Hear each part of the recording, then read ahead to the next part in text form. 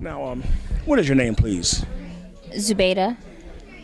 And you're Ozzie's granddaughter. Yes, I am. You know, we've been talking with quite a few people about the impact that he's left on their lives. You know, what was it about him that was so large? Well, for me in particularly, he left a great impact in my life because I felt like he was like a father to me. So he taught me a lot of things, and he was there for a lot of parts of my life.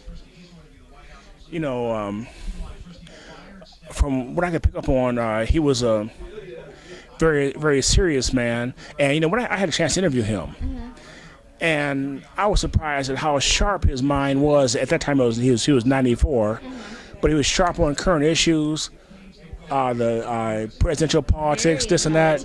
How did he stay so up to date on things? He was very intelligent. He always read.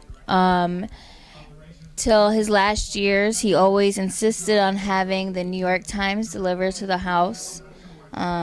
He made me read it when I was a child growing up. We would read it together, and we would discuss politics. MSNBC was his favorite station, so we could not get away from the current issues and knowing what's going on.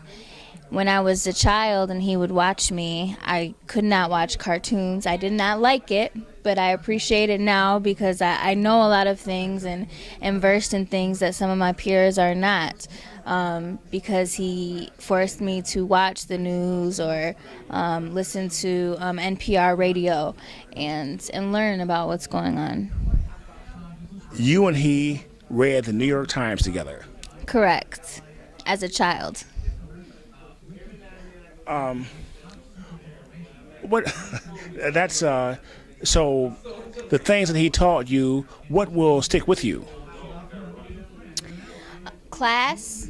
You know, he taught me to be classy.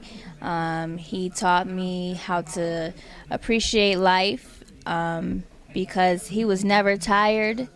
He was always ready to do something. And he definitely tried everything. There wasn't a sport or a place on the world that he didn't want to try, that he didn't want to go see. But you know, today anymore, people will say something is too difficult, or you know, there's an unwillingness to step beyond your comfort zone. And he seemed to be one that was not afraid to do that. What is it about you all's lineage that lends forth that fearlessness? I have no idea. We just come from a long lineage of strong, courageous, adventurous people. He traveled. Him and his siblings have all traveled.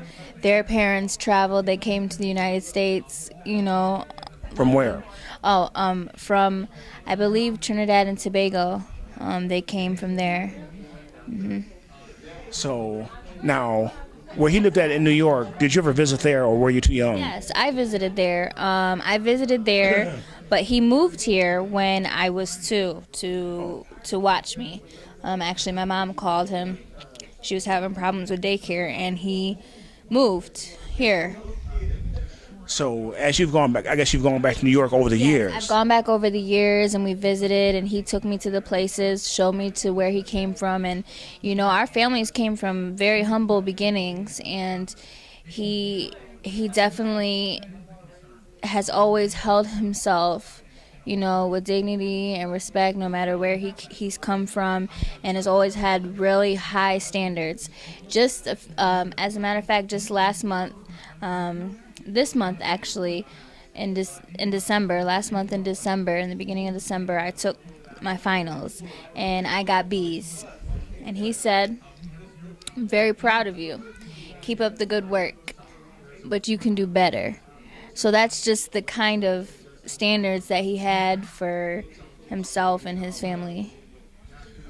So as years go by and you have a chance to tell your children about their great-grandfather, what 3 things will come across the most assertively in your vocabulary in discussing him?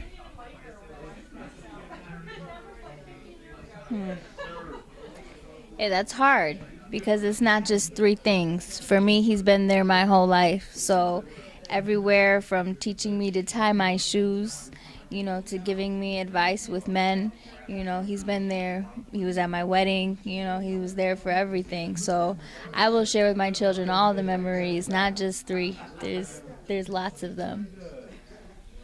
Thank you very much. Thank you.